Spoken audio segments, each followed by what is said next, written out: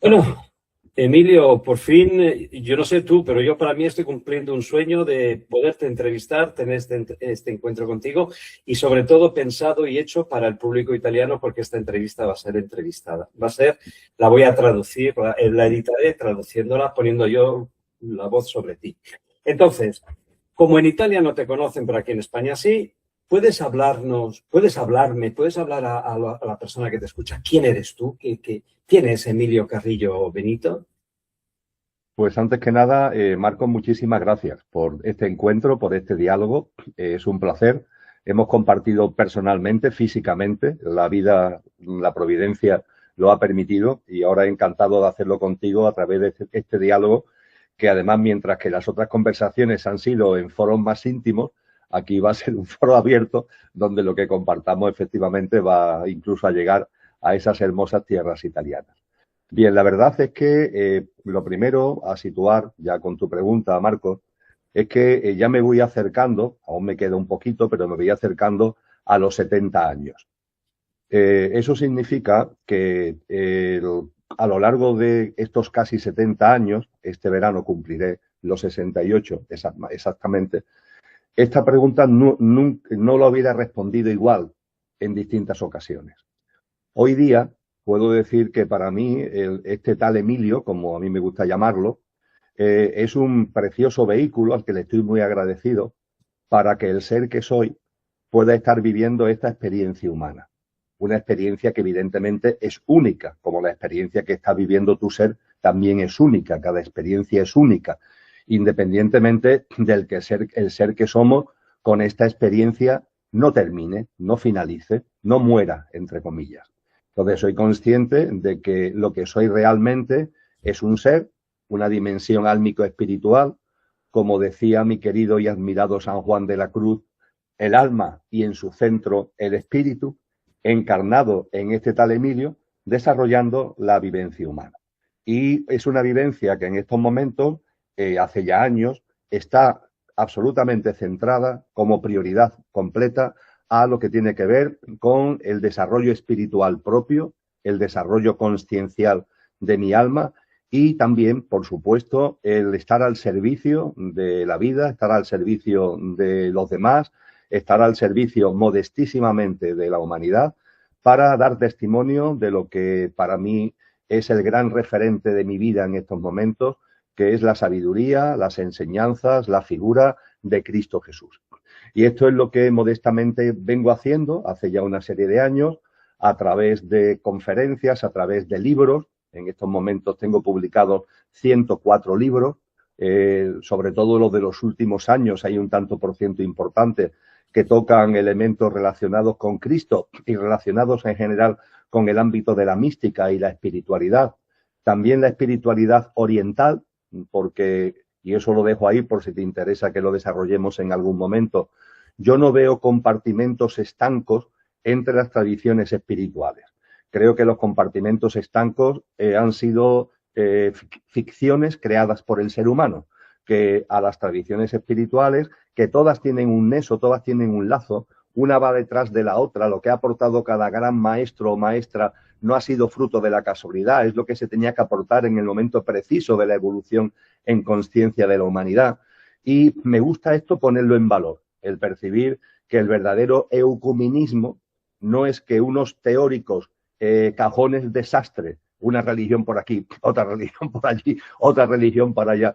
No creo que el ecumenismo sea que las religiones se lleven bien entre ellas, sino que siempre está bien, por supuesto, sino que creo que el verdadero ecumenismo tiene que ver con la puesta en valor de la sabiduría profunda que hay en todas las tradiciones y cómo las distintas tradiciones van sucediéndose, una complementando a la otra hasta que finalmente tiene lugar el evento crístico. Y en ese sentido, pues, y termino ya, Marcos, si tuviera que hablar del Emilio personaje, bueno, pues podríamos decir que es un Emilio que en estos momentos, desde el punto de vista laboral, está ya en situación de jubilación.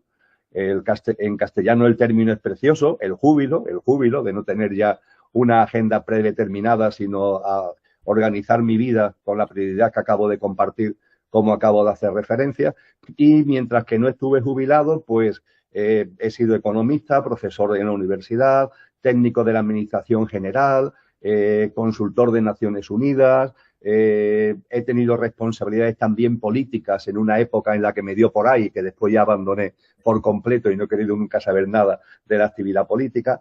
En fin, que ha sido una vida intensa. Tengo 3 hijos, tengo una pareja maravillosa, mi esposa Lola, que respira lo mismo que yo, que hacemos trabajo juntos, que publicamos juntos. Como tú sabes, hacemos también seminarios y talleres juntos y es otro regalo de las muchas bendiciones que la vida me está dando, y hoy la vida me está dando este precioso regalo de compartir contigo.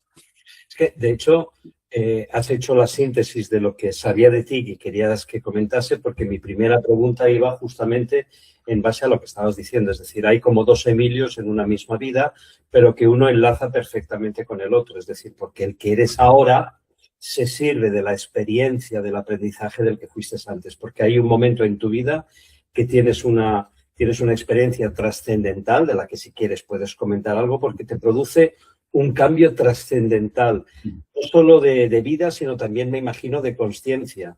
Es decir, hay un momento que hay un punto de inflexión en el que eres otro y te cambia completamente tu consciencia. ¿Puedes comentar algo de eso al respecto? En las tradiciones orientales, a las que hacíamos mención hace un momento, hay 2 términos que yo lo uso mucho para mi propio entendimiento de mi devenir existencial en este tal Emilio. Que son karma y dharma, con K de kilo y con D de dado. Las tradiciones dicen que las almas no encarnan por casualidad. Un alma que con el espíritu en su centro, no se nos debe olvidar la divina esencia, como también decía San Juan de la Cruz, se proyecta a este plano y encarna en un personaje, encarna en un pequeño yo físico, emocional y mental y energético. Tiene un propósito. El propósito del alma siempre es avanzar en autoconciencia, pero diríamos que el Dharma es como la concreción más específica en función de cada alma, del nivel que ya cada alma tenga en su proceso evolutivo a través de las reencarnaciones y su concreción en la nueva vida. Eso es el Dharma. Y el karma es que de vidas anteriores quedan experiencias que tienen que seguir desenvolviéndose. Es decir, son como causas-efectos que vienen de vidas de atrás y que no han terminado de completarse, no han terminado de culminarse en vidas anteriores. Pueden ser de vibración densa o de vibración alta, lo que se llama karma positivo o karma negativo. El karma positivo son experiencias que tienen una alta frecuencia vibratoria y que te siguen acompañando de una vida anterior de alguna manera, y karma negativo son experiencias densas, simplemente densas, que también te acompañan de vidas anteriores. Pues bien, dicho esto, Marcos, en mi vida hay 3 fases claramente diferenciadas. Hay una primera fase que se desarrolla hasta los 16 años, 15, 16 años aproximadamente, que es donde el Dharma tiene un protagonismo completo. Soy un niño pequeño, soy un adolescente, soy un inicio de joven, muy espiritual, con la figura de Cristo muy presente. Yo recuerdo antes de entrar en clase en el colegio, pasarme por la capilla que había en el colegio a estar por lo menos 15 minutos con Jesús todas las mañanas. Formaba parte, no es que nadie me obligara, salía de mí. Incluso eso se plasmó en una vocación sacerdotal. Y cuando yo estaba terminando los estudios previos a la universidad, en lo que se llamaba COU en aquella época, ya el curso previo al siguiente ya era la universidad, yo tenía inicialmente previsto irme a un seminario para ser misionero claretiano. Esa era la plasmación de mi Dharma, por decirlo de alguna manera. No obstante, la reflexión individual, que no tuve ningún tipo de objeción, ni familiar, ni por parte de los sacerdotes a los que yo conocía, mi reflexión personal de que no era capaz de gestionar el celibato, es decir, la percepción que yo tuve ahí, 15, 16 años, de que el celibato me era muy difícil de gestionar, preferí parar esa decisión, darle un tiempo, y entonces empecé estudios de economía en la universidad. Me matriculé en Ciencias Económicas y Empresariales, y a partir de ahí, eso además, yo tengo el carnet de primero de Ciencias Económicas y Empresariales con 16 añitos. Soy un pequeñajo, pero ya estoy en la universidad. Y a partir de ahí pues la vida me fue llevando por otra parte y yo digo que ahí comienza mi época kármica. Es decir, yo creo que durante unos 25 años aproximadamente estuve desenvolviendo una serie de experiencias que tenían que ver con cosas que venían de otras encarnaciones y que su correlato estaba en esta y que tenía que gestionarlo y que tenía que vivirlo. No estoy diciendo que eso sea malo, todo lo contrario, me parece muy bien que si el alma en su recorrido tiene como piedras en el zapato, esas piedras hay que quitarlas, hay que gestionarlas y me parece perfecto, ¿no?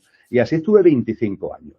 Esos son los años de economista, de profesor, de político, de consultor internacional, muchos viajes, muchas vueltas al mundo, dando muchas conferencias, también publicando mucho, pero en ámbitos técnicos, hacienda pública, desarrollo local, economía política, que era la materia que fundamentalmente ha centrado mi docencia universitaria durante 31 años en la Facultad de Derecho de la Universidad de Sevilla, también trabajo en la administración, etcétera, etcétera. Y hay un momento en el que un viaje a América Latina, concretamente a la ciudad de Montevideo, allí pasan unas cosas que no es que sean extraordinarias, pero que me fuerzan a empezar a ver la vida de una manera distinta. Eso fue febrero del año 2000. Y a partir de la vuelta de ese viaje, comenzando como punto de arranque, además lo recuerdo perfectamente, un texto que es el Kybalión, el texto que resume los principios herméticos, que aparece en Montevideo en mi vida con una fuerza inmensa, cuando no tenía por qué, porque yo iba a hacer un plan estratégico de desarrollo económico para el departamento de Rivera, que está en el norte de Uruguay, en la frontera con Brasil, donde estuve un par de semanas trabajando con la intendencia de aquel lugar. Bueno, pues en Montevideo aparece el Kybalión por una serie de cosas, y ahí veo que hay algo como que está latiendo dentro de mí, como que hay un recuerdo de un libro que yo nunca estoy convencido que nunca he leído, pero lo que ahí se dice me suena una barbaridad, es como si lo conociera con profundidad, y ahí hay un clic en mi vida, Marco, ahí hay un clic que va haciéndose lentamente, no es un clic precipitado, pero a partir de febrero del año 2000, lo kármico empieza a irse a un segundo plano y poco a poco empieza a aparecer otra vez lo dármico. El primer libro que tengo que trata de este tipo de cosas fue en el 2005, marzo del 2005, Los códigos ocultos. A partir de ahí ya empiezo a dar algunas charlas, algunas conferencias de tipo espiritual. El libro Buscadores, que es del año 2009. Y en ese año 2009, ese camino que se va labrando desde el 2000 me lleva a tener la voluntad de dejar todo lo que estaba haciendo hasta ese momento. Dejar la docencia universitaria, dejar las responsabilidades políticas. Yo era vicealcalde de Sevilla, de la ciudad de Sevilla en aquel momento. Dejar todo. Era una voz interior y una fuerza interior enorme que me llevaba, me decía que tenía que ir por otro derrotero. Y de hecho, en el curso 2009-2010, dejé ya no solamente la actividad política, no solamente la actividad externa, dejé la docencia universitaria y yo pensé que había dado unos pasos para comenzar ese nuevo camino. Bueno, pues curiosamente fue entonces, en noviembre del 2010, donde tengo una caída bajando de una montaña. Esa caída me produce una fractura de peroné en la pierna izquierda. Me podía haber matado, pero no me ha pasado nada. Una fractura de peroné no tiene demasiada importancia, pero es que esa fractura origina trombos. Me origina una trombosis múltiple que me deja en estado prácticamente de máxima gravedad. Me tienen que internar en un hospital sevillano y el 29 de noviembre del año 2010 a las 16 horas aproximadamente fallezco. Fallecí a las 16 horas del 29 de noviembre del año 2010. Y en esa situación de muerto estuve unos minutos. Según el recuerdo que yo tengo y lo que fue la referencia médica, fueron 2 horas. 2 horas es mucho tiempo para tener una experiencia cercana a la muerte, suelen ser de un puñado de minutos, pero en mi caso fue un poquito prolongada, por decirlo de alguna manera. Esa experiencia cercana a la muerte duró eso, 2 horas, en las que estuve muerto y después volví otra vez a mi cuerpo en la cama de la UCI, de la unidad de cuidado intensivo, donde estaba internado. Durante esa experiencia cercana a la muerte, que yo hasta entonces, hasta ese momento, no me había informado, no tenía referencias de lo que son las ECM, ya me ocupaban temas espirituales, como he compartido, pero nunca me había ocupado el tema de la muerte, la vida más allá de la muerte. No es algo en que me hubiera centrado en conciencia, pero sin embargo, en ese momento, claro, a partir de ahí, yo sí me empiezo a informarme de lo que he vivido, sé qué es esto de las ECM, y veo que mi protocolo, es decir, lo que yo he vivido, se parece enormemente a otros muchos casos. El salir del cuerpo, el percibir que ya tu cuerpo está en la cama del hospital y lo que tú eres, el ser que eres, está fuera, percibir que ese ser no tiene una presencia física, que es una especie de como de bola de luz, por decirlo de alguna forma, el percibir el recuerdo de todo lo que has vivido, un recuerdo en conciencia de todo lo que había sido mi vida, con mucho detalle, pero en un instante, Marcos, es como si tuviera mi vida en un chip, me tomo un vaso de agua, me trago el chip y entonces, ¡pum!, en una ráfaga mental viera toda mi vida, todo lo que había hecho. Eso aporta mucha paz. Yo todo este proceso lo viví con mucha paz, pero eso además a mí me aportó mucha paz porque se percibe que en la vida todo tiene su porqué y su para qué, que todo tiene su sentido profundo, lo que la mente califica de bueno, lo que la mente califica de malo, lo que nos gusta, lo que nos disgusta, lo que consideramos un éxito, lo que consideramos un fracaso, todo tiene un sentido que va ayudándote o debería ayudarnos en nuestro proceso conciencial.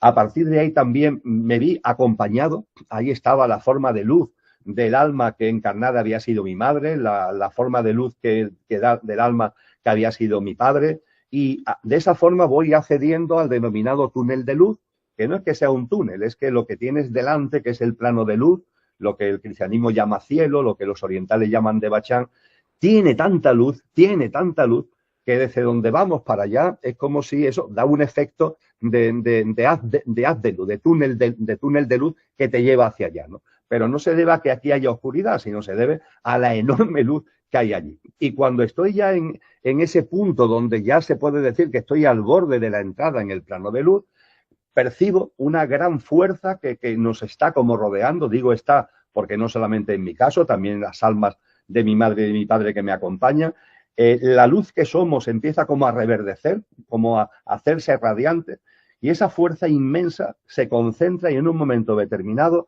yo percibo delante a esa forma de luz y en la forma de luz con toda claridad a Cristo, con toda claridad, con toda claridad.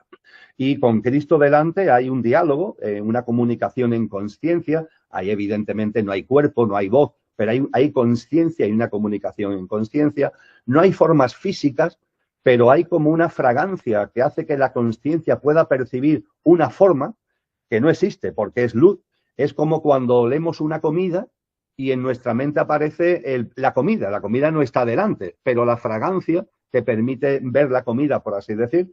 Así había visto a mi padre y a mi madre en esas formas de luz álmica con la que se presentaron y a Cristo lo veo nítidamente, Marcos, con mucha nitidez, con mucha claridad. Y hay una mínima conversación donde Cristo se interesa y me pregunta que cómo me encuentro. Y ya me lo habían preguntado antes las almas de mis padres y le contestó la verdad que me encuentro en paz, en mucha paz y en mucha armonía. Y me dice Cristo, ¿y si volvieras, seguirías en esa paz? Y mi contestación, Marco, fue sí, creo que sí. Dice, pues entonces vuelve. Y en ese mismo momento me volví a encontrar en la cama de la UCI, terminando la experiencia cercana a la muerte y recobrándola en ese mismo momento. El proceso de recuperación física fue muy lento. Estuve 11 meses, desde noviembre del 2010 hasta septiembre del 2011, para recuperar una vida, entre comillas, normal.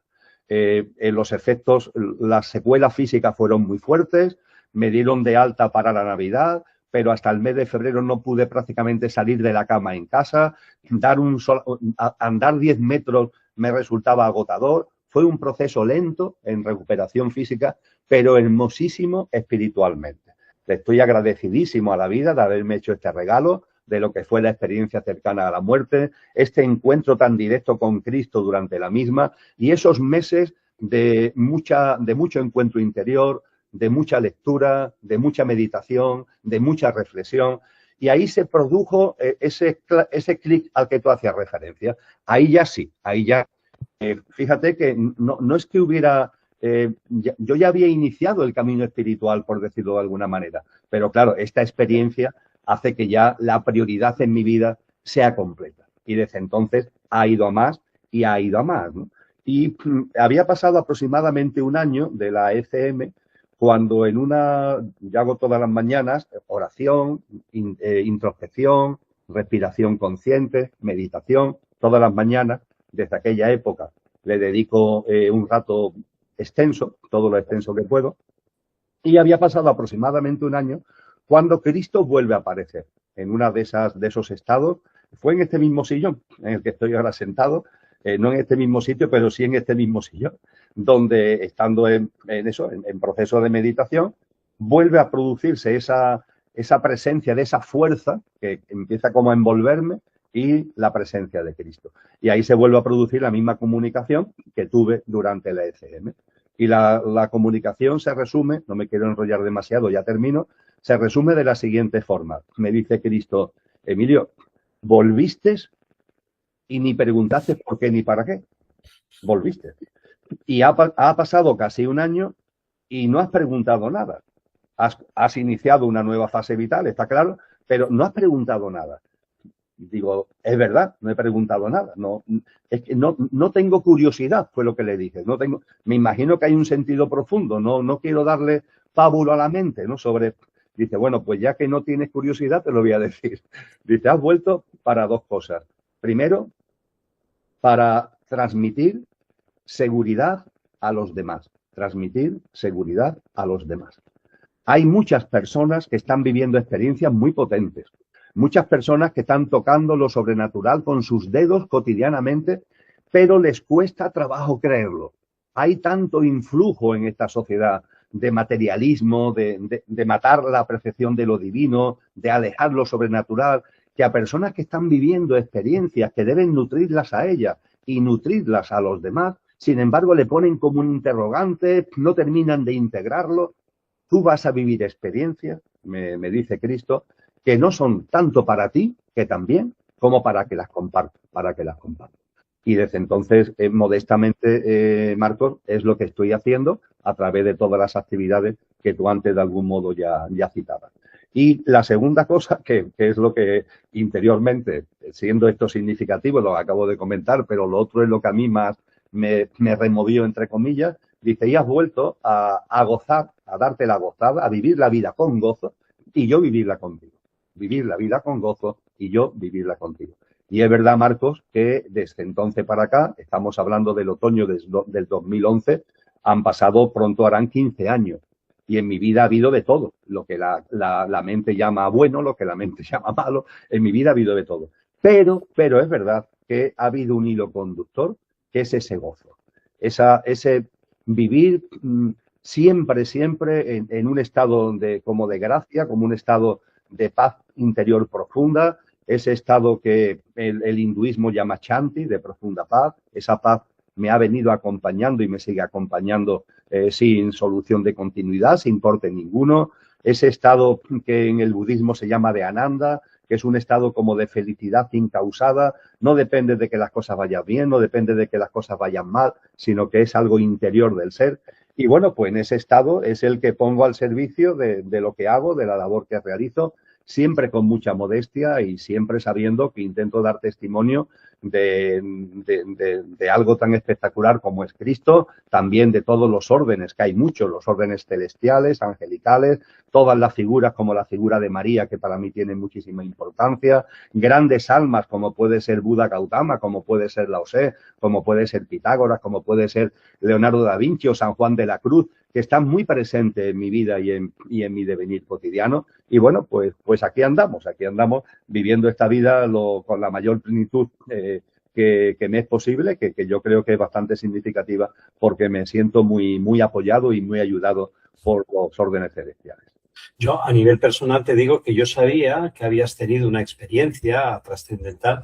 Nunca había, de las cosas que había sabido de ti, vídeos, entrevistas, nunca te la había oído contar digamos, con la profundización, con el detalle que has explicado ahora, y lo cual te agradezco porque estás compartiendo y me permite entender lo que yo he visto de ti cuando te conocí, que me atrajo tu forma de ser, tu forma de hacer y lo que hablas, es decir, el cambio de conciencia que se produce en ti. Para una persona yo tengo muchas preguntas para hacerte. De hecho, esta entrevista se va a hacer corta, pero bueno, vamos a por ello. Para una persona que te escucha por primera vez y que no conoce estos temas, ¿tú qué le dirías que es la consciencia? Que para ti ha sido el motor que está moviendo tu vida. El cambio de conciencia ya tenías antes y lo que acelera esa experiencia mística. Porque además, y esta también es otra pregunta y te las enlazo las dos, una de las cosas que me ha gustado mucho de cuando yo te oigo hablar, de lo que tú haces, de los cursos, lo que tú informas, que luego entraremos un poquito en detalle, es que tú unes las dos corrientes filosóficas o espirituales más generalizadas. Por un lado, la cristiana, y ahora estabas comentando mucho de la hinduista, es decir, unes las dos. Entonces, vamos por partes. ¿Qué es la consciencia para alguien que no sabe de qué es? Y este trabajo que tú haces de unir las dos cosas, ¿en base a qué, por qué y para qué? Cuenta.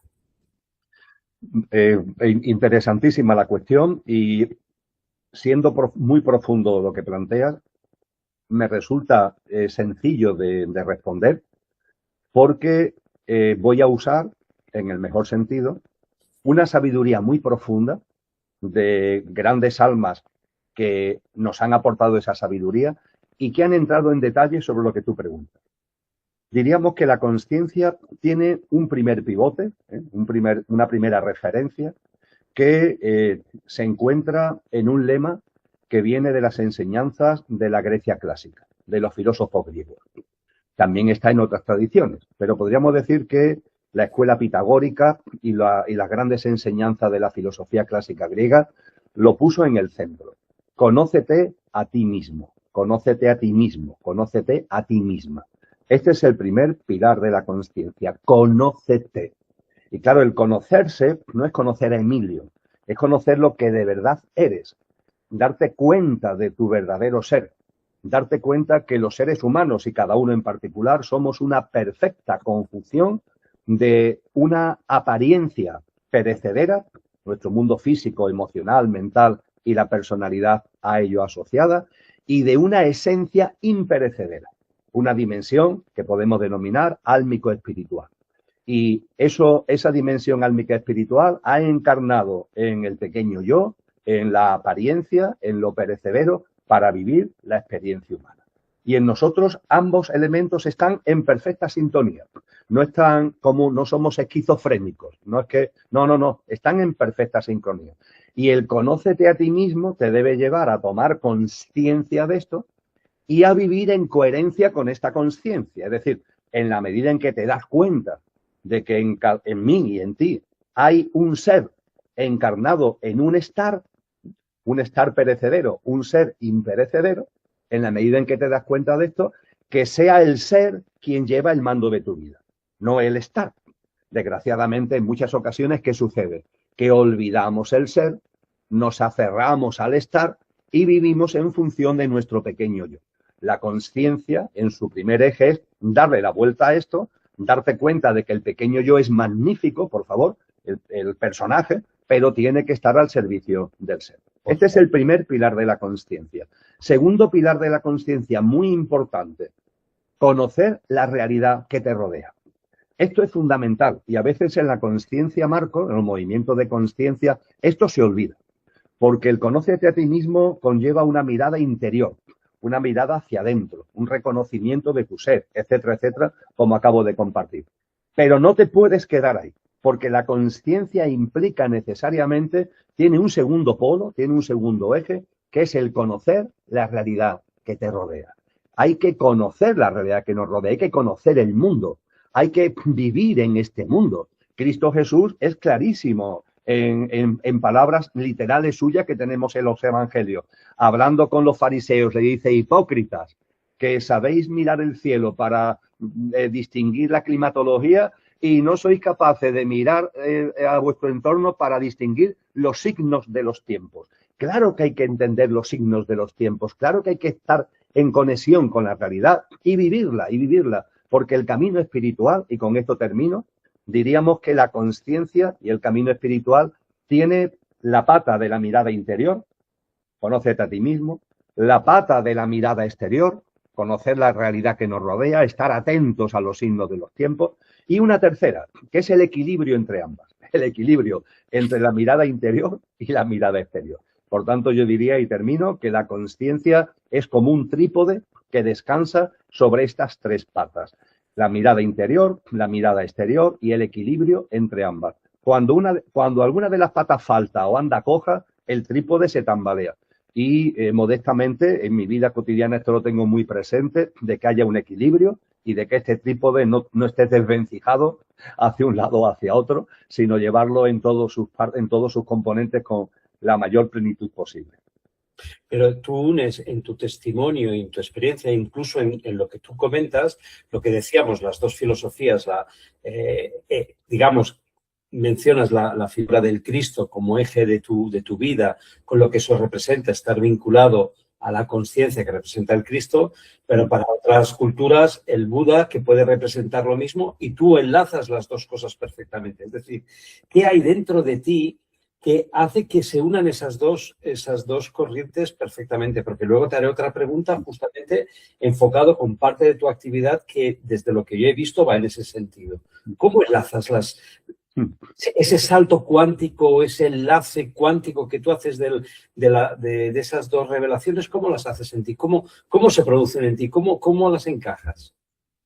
Bien, quizás lo primero sea poner de manifiesto que desde que todas estas cosas pasaron en mi vida, lo espiritual en sentido amplio es la prioridad completa de mi vida. Y además, desde hace 10 años, en compañía de mi esposa, que compartimos la misma prioridad.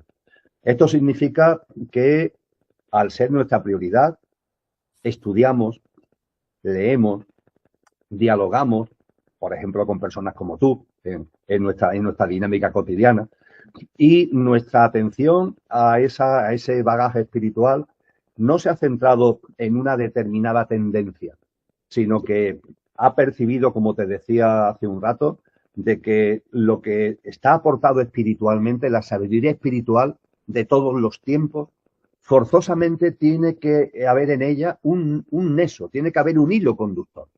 Porque no estamos hablando de almas cualquiera. Cuando hablamos de Siddhartha Gautama, Buda Gautama, es un alma espectacular. Y cuando hablamos de Lao Tse, cuando hablamos de Zoroastro, y cuando hablamos de los profetas hebreos, y cuando hablamos de toda la gente maravillosa que puso en marcha la escuela de las 100 flores de la filosofía china, o la escuela de misterio en Egipto y la escuela de misterio en Grecia, o cuando hablamos de Pitágoras, cuando hablamos de Parménides, no estamos hablando de almas cualesquiera o de Platón o de Sócrates, su maestro. Estamos hablando de almas impresionantes. Y esas almas no encarnan por encarnar, ni enseñan lo que enseñan por casualidad, porque se les ocurra, ni están aislados entre sí. Hay que elevar la mirada, hay que percibir que hay un mundo espiritual, que hay un plano espiritual. Y desde ese plano espiritual hay como una especie de guía continua a la humanidad, respetando el libre albedrío, por supuesto, de cada alma encarnada, de cada ser humano. Pero hay como una orientación, como una guía, como una lluvia preciosa que va cayendo, ¿no? Y esa lluvia cae con las características, con los contenidos que en cada momento son pertinentes según el estado de conciencia, según la conciencia humana. Y ciertamente entre el siglo V-VI antes de Cristo, donde el alma inmensa de Buda Gautama da un empujón inmenso a este proceso, podemos percibir cómo en distintas partes del mundo van encarnando estas bellas almas, van cada una aportando unas enseñanzas que en el estudio profundo que hemos intentado hacer al respecto, no solamente no es contradictoria, sino que, insisto, tiene un hilo conductor. Nosotros hemos publicado libros de yoga, pongamos por caso. Hemos estudiado el yoga y hemos publicado libros de yoga. La práctica de meditación, entre comillas, budista, está en mi práctica de vida cotidiana. En otro libro, en Sin Mentes y Lenguaje Sin Tiempo, la tradición advaita está muy presente, ¿no? Pues bien, con todo este bagaje, yo someto como hipótesis a la consideración, por favor, yo no estoy en posesión de la verdad ni lo pretendo, ¿no? Pero como una reflexión que yo creo que es necesaria. Reflexión una, que lo que aportan estas grandes almas no es fruto de la casualidad, que no son fenómenos aislados, como no sé por qué nos empeñamos en verlo como fenómenos aislados. Y si no fuera suficiente el sentido común, invito a la gran obra Historia de la Filosofía de Karl Jaspers, de 1930 y tanto, en donde él, estudiando toda la historia de la filosofía, percibe, se da cuenta cómo entre el siglo V o VI antes de Cristo y el siglo I antes de Cristo hay una serie de aportaciones que cambian por completo la conciencia humana, la forma de entender la espiritualidad, que antes era fundamentalmente a través del símbolo, el mito y el ritual, y a partir de esas grandes almas todo se transforma, ya se nos habla del discernimiento, de la disquisición, de la inducción y de la deducción, de la inspiración, cambia por completo. También Karen Armstrong, una estudiosa de las religiones, que ella es contemporánea nuestra, se vive actualmente, tiene escrito un libro precioso que se llama La Gran Transformación, que habla precisamente de todas estas aportaciones en unos pocos siglos. Y en el argot que utilizamos Lola y yo, Marcos, a esto le llamamos el plan cósmico, por llamarlo de alguna manera. Es una pura terminología para entenderlo. Plan cósmico. Todas las enseñanzas que arrancan fundamentalmente a partir de personajes como fue Buda, Gautama y fundamentalmente también Pitágoras y la Academia Pitagórica, y cómo hay una sucesión de maestros, una sucesión de enseñanzas que van complementándose y que culminan finalmente en lo que nosotros llamamos el plan de salvación. El plan de salvación, que es el evento crístico, el momento en el que se ha preparado el terreno, el plan cósmico prepara el terreno para que el verbo divino pueda encarnarse en un ser humano. Que, por cierto, cómo el verbo divino puede encarnarse en el ser humano, donde te lo encuentras explicado no es en la teología cristiana, que habla de esa precipitación del verbo, pero no explica metafísicamente cómo eso es posible. Te lo encuentras en el hinduismo. La tradición hindú sí te habla con claridad de lo que es la dimensión de las grandes fuerzas, de las grandes fuerzas celestiales, vamos a llamarlo así, la dimensión nirguna, es decir, sin forma, pero la capacidad que tienen de tomar forma, la dimensión saguna, nirguna y saguna. Y la encarnación de Cristo en Jesús, Cristo Jesús, es la dimensión saguna de algo que tiene su dimensión nirguna, obviamente, que es el verbo divino. Y la encarnación de Cristo Jesús es un evento único en la historia de la humanidad que culmina lo que se ha ido preparando en el plan cósmico. La encarnación de Cristo no es para crear ninguna religión en absoluto. El cristianismo es un evento, no es una religión, que complementa y culmina todo lo que antes se había enseñado. Y de esa manera se puede entender maravillosa y preciosamente las enseñanzas de Cristo. Pero hay que ver todo el Cristo es como en mi época universitaria, recordando mi época universitaria, es como el catedrático más sobresaliente que da en el último curso. Una asignatura que se desarrolla a lo largo de primero, segundo, tercero, cuarto y quinto. Bueno, pues en quinto, la asignatura de economía política la da el catedrático más sabio, por así decir. Y claro, el catedrático más sabio en quinto no repite lo que se ha dado en cuarto, ni en tercero, ni en segundo, ni en primero. Cristo, cuando dice estar atento a los signos de los tiempos, utiliza el término griego kairón, que es el tiempo espiritual. O cuando dice nadie sabe ni el día ni la hora, está haciendo referencia a que cuando se acerca un cambio de ciclo al que él se refiere con esto de que nadie sabe ni el día ni la hora, el final de esta generación humana para que arranque una nueva humanidad en una tierra restaurada, él dice nadie sabe ni el día ni la hora. Claro, eso sabiendo el plan cósmico, en el plan cósmico se ha explicado que hay un tiempo que es kairos, el tiempo espiritual, que toma el mando cuando nos estamos acercando a un final de ciclo. Cuando estamos lejos del final del ciclo, el tiempo que manda es cronos, el tiempo del cronómetro, del calendario, el tiempo repetitivo, lineal.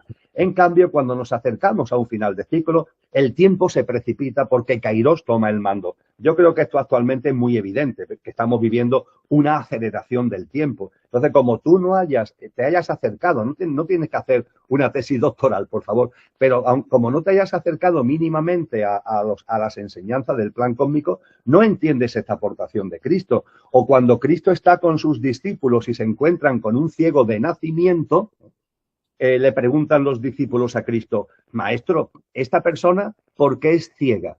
Estamos hablando de un ciego de nacimiento. ¿Esta persona por qué es ciega? Y es por su culpa. Vamos a ver si es ciega de nacimiento, ¿qué culpa puede tener la persona de ser ciega? están hablando de karma, querido Marcos, están hablando de karma, pero no tienen por qué explicarlo, porque es que ya es sabido, por así decir. Y Cristo le contesta diciendo, no, no es por su culpa, no es por karma, es para dar testimonio de su divinidad, es por dharma, por su propósito de vida. Este alma, aunque nos parezca un absurdo, cuando estamos aquí encarnados, ha elegido encarnar en un formato de una persona ciega porque se dan una serie de circunstancias en ese formato que le van a permitir vivir una experiencia que en lugar de pasar la vida, como desgraciadamente muchas veces pasa, entretenidos, distraídos, le va a permitir unas experiencias que lo van a obligar a centrarse. Y a continuación de decirle esto a los discípulos, lo sana. El ciego vuelve a ver, porque Cristo percibe que ese propósito de vida está cumplido, que el porqué de esa ceguera física, el porqué profundo de Dharma, está cumplido. Es decir, cosas como estas, y podría seguirte hablando y hablando y hablando, como pone en evidencia que en las enseñanzas, la sabiduría y la práctica de vida de Cristo, que es descomunal, evidentemente es colosal, pero como no lo enlaces con lo que se ha enseñado antes, sería como intentar al catedrático de quinto curso entender lo que está explicando sin haber visto los cursos anteriores. Y repito que esto no es un tema de estudiar mucho, pero sí de tener un acercamiento y sobre todo una apertura de mira y una apertura de corazón. Yo veo que la gente se acerca a una tradición y se encierra en la tradición. Se acerca a un determinado maestro y se encierra en ese maestro. Los maestros se han caracterizado siempre por todo lo contrario. En dar sus enseñanzas y en llamar a abrir la consciencia. Porque la consciencia, y termino recordando el libro de la rebelión de los brujos, que en los años 70 marcó un antes y un después, allí los autores hacen una dedicatoria que ellos hablan de la inteligencia. Permítanme que yo lo pase a la consciencia. Cuando se dice la consciencia es como un paracaídas, solo funciona cuando se abre. Sí, de hecho, lo que me ha servido esta primera parte de esta entrevista, que ha sido un poco más hacia ti como persona, hacia tu visión de conciencia, tu desarrollo de la conciencia, he visto eso que es amplia, es decir, que has abierto. Ahora quisiera entrar ya para seguir con esta parte de la entrevista, que tiene un límite de tiempo, porque escucharte es un placer, hablar contigo es escuchar sabiduría.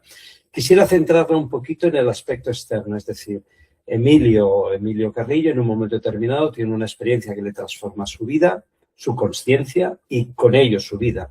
Ahora tienes una actividad pública muy, muy desarrollada. Eres conferenciante, haces retiros, haces talleres, haces entrevistas. Tienes un proyecto que se llama Conciencia y Sociedad Distópica.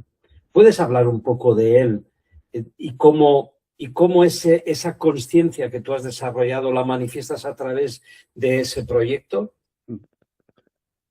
Compartí anteriormente que la conciencia es un trípode que debe implicar mirada interior, mirada exterior y equilibrio entre lo interior y lo exterior. Desarrollo actividades de índole espiritual, de mirada interior, a través de lo que hemos denominado la Academia de la Consciencia. Esa Academia de la Consciencia que tenemos ubicada en la Hospedería del Silencio, que tú conoces perfectamente, y que es para nosotros como el referente, aunque no solamente impartimos actividades, compartimos retiros o conferencias solamente allí. Yo me desplazo a muchos puntos para hacer ese compartir. Pero podríamos decir que la Academia de la Consciencia es el eje fundamental de ese pivote de la mirada interior de la consciencia en mi actividad cotidiana. El otro elemento que tú has comentado, el proyecto de investigación Conciencia y Sociedad Distópica, es el eje de la consciencia como mirada exterior. Compartíamos antes que hay que conocer el mundo en el que vivimos, hay que estar atento a los signos de los tiempos. Y en el año 2018, Lola y yo percibimos la realidad de una distopía creciente e irreversible en la realidad humana. Una distopía, no hacía falta tener una gran mirada profunda para darse cuenta, pero no era tan así en el año 2018. En el año 2018 no se hablaba mucho de distopía, estaba ya aquí, pero no. Incluso el término era poco usado. Hemos hecho un seguimiento, ¿no? Como en los medios de comunicación, en las publicaciones, el término distopía se ha incrementado su presencia enormemente en esta última década. Entonces, en aquellos tiempos no se hablaba tanto de ello, aunque evidentemente la distopía estaba aquí. Pero es que esa distopía además percibimos que era como un huracán de magnitud aceleradamente creciente. Y percibimos que esa distopía, como huracán de magnitud aceleradamente creciente, a su vez encajaba con determinadas señas, con determinadas señales que cuando Cristo nos habla de los signos de los tiempos, pone sobre la mesa. Y también con determinados signos y señales que en el plan cósmico otras almas han puesto sobre la mesa. Bueno, a partir de ahí, lo que nos pareció necesario era poner en marcha un proyecto de investigación serio donde se estudiara si de verdad estamos en una distopía y si esa distopía es cierta, cómo se plasma en los distintos ámbitos. Entonces, de hecho, el proyecto, desde su inicio en el 2018, tiene una serie de ámbitos temáticos que nos sirven de guía. Está la economía, está la política, está la sociedad, tecnologías, ecología, salud, espiritualidad, y a través de estos ámbitos temáticos hemos ido ahondando en todos ellos. Esto lo hemos hecho a través de publicaciones. El proyecto tiene una biblioteca propia. Ya llevamos 11 libros publicados desde el año 2018 para acá. Hay una serie de coordinadores temáticos que forman parte con Lola y conmigo del equipo de dirección, todo de forma absolutamente altruista, es decir, no, el proyecto se autofinancia porque no necesita dinero, es decir, porque nadie cobra nada, todo lo hacemos por gozo y lo hacemos con la contrapartida del disfrute y del gozo en conciencia que ello implica, e igualmente el proyecto se ha ido plasmando, por ejemplo, en 2 congresos internacionales que hemos ya desarrollado, muy masivos en cuanto a participación, y en un difundir a través también de redes sociales, de artículos, dándole mucha importancia, aunque también hay material audiovisual, los congresos todos están en material audiovisual, pongamos por caso, pero dándole mucha importancia, y concluyo, Marcos, también a lo escrito, al texto escrito. Uno de los elementos de la distopía es que lo escrito en papel está perdiendo significación. Y no es que las redes sociales estén mal, por favor, todo lo contrario, la utilizamos por completo. No es que lo audiovisual esté mal, aquí estamos tú y yo y estoy encantado de compartirlo, pero no deberíamos perder la referencia de lo textual, del texto, de lo escrito, ¿no? Y este proyecto tiene en la comunidad en Telegram, tiene una comunidad, la Consciencia y Sociedad Distópica está en Telegram, y que está abierta, es gratuita por completo, y lo que hacemos, tiene más de 5.000 participantes, y lo que hacemos en esa comunidad es precisamente al menos una vez a la semana, a veces 2, pero normalmente los jueves por la mañana, es compartir un artículo, ¿eh? Porque nos parece un artículo que tiene que ver con la situación que vive el mundo en los distintos ámbitos temáticos que estamos compartiendo, ¿no? Y es que es importante para nosotros lo que es el texto, de ahí también que tenga el proyecto una biblioteca, que hayamos publicado 11 libros dentro del proyecto, aunque por supuesto también está lo audiovisual que le damos mucha importancia.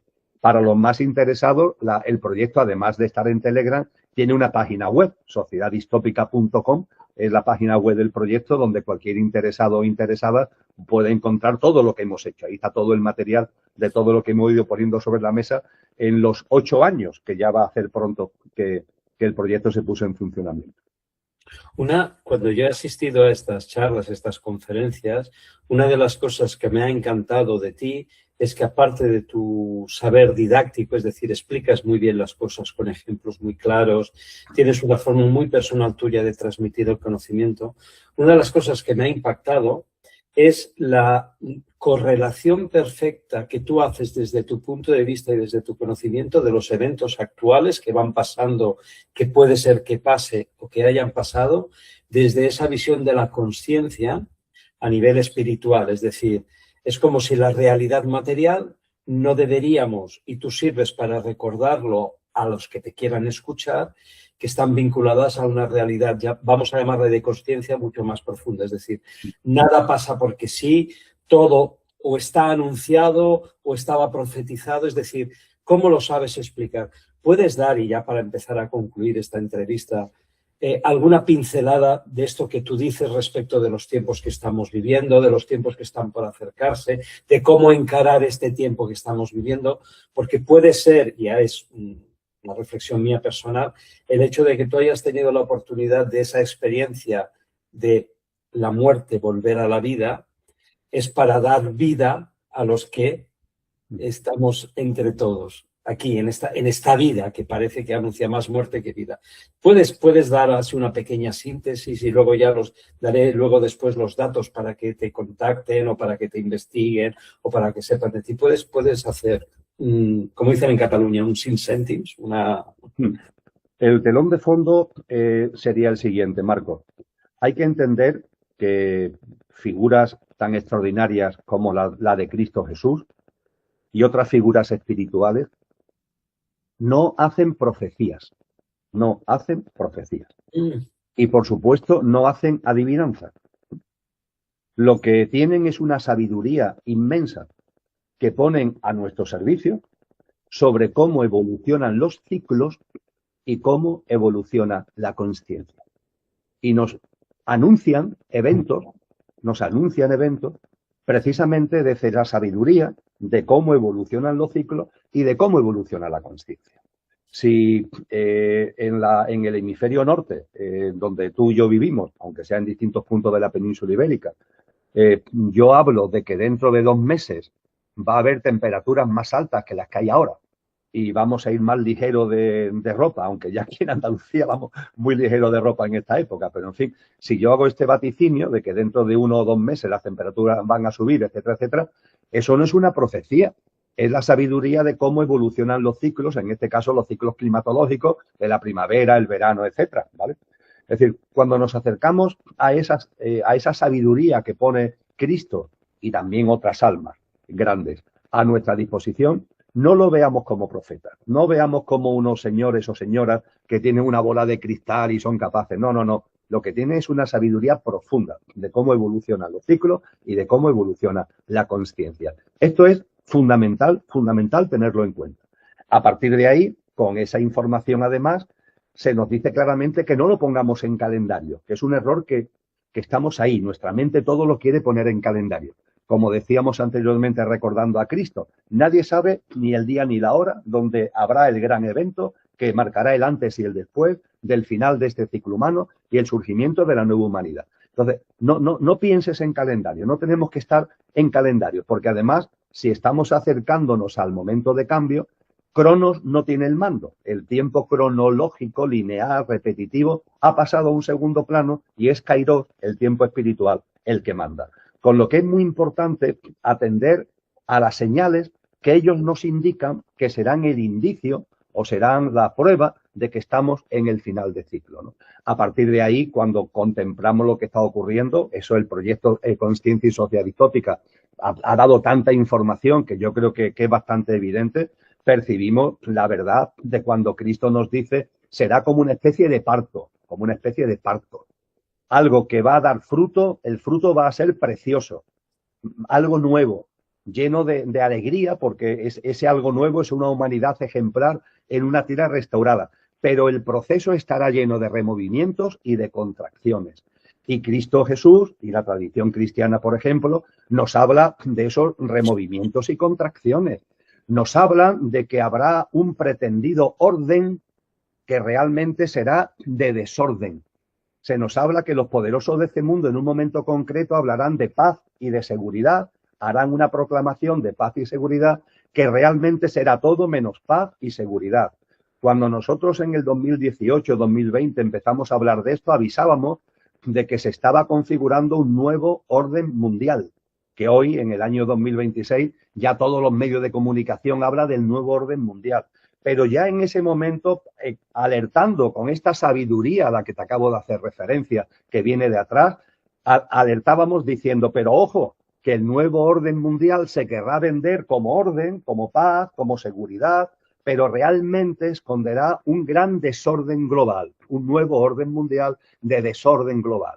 Y podríamos seguir, porque claro, cuando tú analizas toda esta sabiduría, también se nos dice, por ejemplo, que habrá un momento en el que los poderosos de este mundo que gobiernan en la sombra cada vez gobernarán de una forma más clara el mundo como tal, donde la ciudadanía ya cada vez estará más en un segundo lugar. Se nos habla de lo que será la expulsión de lo trascendente, la aparición de lo que en nuestra terminología actualmente llamamos transhumanismo. Todo eso está ya descrito no en profecía, sino en esa sabiduría a la que te he hecho referencia. E incluso se nos advierte de que llegará un momento ya cuando todo esto está en un avanzado estado, ya cerquita a que se produzca el cambio de ciclo, se nos advierte incluso de que se impondrá una marca, la que el Apocalipsis llama la marca de la bestia, que todos llevaremos o querrán que todos llevemos en la frente o en la mano derecha y sin la que no se podrá ni comprar ni vender, ¿no? Este tipo de cosas están escritas, este tipo de cosas están anunciadas y repito, que no tenemos que verlas como alguien que tiene ahí una bola de cristal o profecías, que yo respeto enormemente las profecías de Nostradamus, pongamos por caso, pero las enseñanzas de Cristo no se corresponden con esto, es otra cosa, pertenece a otro ámbito distinto. Yo no critico a Nostradamus, pero esto es otra cosa distinta y tiene que ver, repito, no me cansaré de decirlo porque creo que es fundamental, con una sabiduría, la sabiduría de cómo evolucionan los ciclos y de cómo evoluciona la consciencia. Cuando se tiene esa sabiduría, como ocurre con las estaciones climáticas, pongamos por caso, primavera, verano, otoño, etcétera, eres capaz de decir cosas que van a suceder, pero no porque estés haciendo adivinanza, sino porque hay un conocimiento cierto fruto de esa sabiduría. Y ya para concluir, porque ya llevamos casi una hora y es el tiempo que nos habíamos otorgado para esta charla, que vuelvo a decir, sería para hablar horas y horas, vamos a intercambiar los papeles. Imagínate que eres tú, que tú soy yo, y que te haces una pregunta a ti mismo, que es la que va a servir como colofón de esta entrevista y que sería lo que a ti te gustaría preguntarte a ti mismo. ¿Qué te preguntarías? Emilio, ¿qué se preguntaría a sí mismo para escucharlo a modo de colofón de este encuentro por el que te lo agradezco desde el corazón? Pues fíjate, Marcos, es un tema que recientemente lo dialogaba con un amigo. Vamos, precisamente este fin de semana que hemos estado en un retiro en la Hospedería del Silencio, lo dialogaba con un amigo. Hay un momento determinado en mi vida, respondiéndote directamente, en el que ya no hay preguntas, no hay preguntas. Eso no significa, por favor, que lo sepa todo. No, para nada, para nada. Yo no me atrevo ni siquiera a reproducir a Sócrates, porque no le llegó ni a la altura de la suela del zapato. Pero modestamente hago mío cuando él decía, solo sé que no sé nada, ¿no? Es decir, conforme vas adentrándote, y yo lo he hecho mínimamente en la sabiduría, te das cuenta la enorme cantidad de cosas que no sabes, aunque pongas en valor las cosas que saben. Sí. Por lo que el que no me haga preguntas no significa que entienda que sé todo. Al contrario, no sé nada. Pero a su vez, mi actitud ante la vida es de una absoluta confianza, Marcos, una absoluta confianza. Es decir, la vida me ha demostrado tan fehacientemente, lo veo con tanta claridad, que las cosas van apareciendo cuando corresponden, que las cosas llegan cuando tienen que llegar, que los ámbitos temáticos, Marcos, los ámbitos temáticos llegan cuando tienen que llegar, no cuando tú quieres, cuando tú no quieres, sino cuando tienen que llegar. Es como si fueran cajas que están ahí, muchas, y nosotros desde nuestro pequeño yo estamos querríamos decir, bueno, ahora voy a elegir esta caja y voy a abrirla. Y ahora voy a elegir esta caja que está allí, voy a abrirla, ¿no? ¿Qué es lo que sucede? Que normalmente cuando la hacemos desde el pequeño yo, la voluntad del pequeño yo, esa caja no corresponde, no es la caja que corresponde en donde tú en estos momentos tienes que adentrarte, ¿no? Entonces, más que tú plantearte una caja o la otra, deja que la vida, en sus señales, te vaya indicando por dónde tienes que ir. Cuando cada año, evidentemente nosotros, aunque hay un hilo conductor y un telón de fondo, pero los ámbitos temáticos cambian, las conferencias, los talleres, los retiros, cambian, ¿no? ¿Por qué elegimos un tema o por qué elegimos otro? Es decir, el próximo retiro en la hospedería, el de finales de mayo, sobre la figura de María, la Madre de Jesús. ¿He elegido yo la figura de María, la Madre de Jesús, como una caja que quería coger, que quería tocar, que quería abrir? No, viene ella, viene la caja, viene el tema. Y eso, como ya me ha pasado tantas veces, también le ha pasado a Lola, es nuestra forma de ver. Es decir, no nos hacemos preguntas. Estamos atentos a lo que la vida nos va poniendo por delante y eso sí, lo que la vida nos pone por delante, intentamos abordarlo con entusiasmo, con profundidad, con rigurosidad y con el ánimo además de que nos nutra a nosotros, pero también de que modestamente pueda nutrir a los demás. Así que curiosamente hace ya algún tiempo que no me hago preguntas, sino que dejo que la vida me vaya diciendo qué cuestiones son las que corresponde que me pregunte. Así que habría que preguntárselo a la vida, no lo sé. Además, estamos en un momento, Marcos, que es final de curso. En junio el gran número de actividades pues termina y es precisamente la segunda quincena de junio, principios de julio, cuando nos sentamos a dejar que la vida diga por dónde tenemos que ir enderezando el camino temático y de asuntos. Así que no hay preguntas en mi vida, no porque no sepa nada, sino porque dejo que la vida vaya siendo precisamente la que vaya poniendo las cuestiones sobre la mesa. Bueno, Emilio, pues oye, ha sido un auténtico gusto escucharte, como siempre. Te doy las gracias a nivel personal como ser humano que existas de la manera que existas y que eres. Te pido que traslades este sentir y este agradecimiento también a Lola, porque si eres un gran hombre, tienes al lado una gran mujer que te apoyará en mucho más de lo que nos podemos imaginar o intuir. Gracias por lo que haces. Te voy a pedir después que me mandes los datos a las que la gente que quiera saber de ti o estar al corriente. Hablabas de Telegram, de un canal de información para poderlo editar en este libro y en este vídeo y así la gente poder llegar hasta ti. Y muchas gracias, muchas gracias, muchas gracias. Ya han quedado muchos temas en el tintero, pero bueno, está bien que haya vida y haya futuro porque los seguiremos tocando. Oye, muchísimas gracias. Puedes decir lo que quieras a modo de saludo y con esto yo ya te abrazo y te agradezco todo. Pues mis palabras últimas, Marco, de agradecimiento. Agradecimiento a ti y agradecimiento desde el alma a todas las personas que se acerquen a este diálogo modesto, pero lleno de entusiasmo que hemos desarrollado. Muchísimas gracias. A ti. Bueno, hasta pronto, hasta siempre y nada, que continúes como estás, siempre fuerte. Chao, chao, chao. Bueno, Emilio, oye, ha sido una gozada. Me hubiese hablado mucho más contigo porque es que eres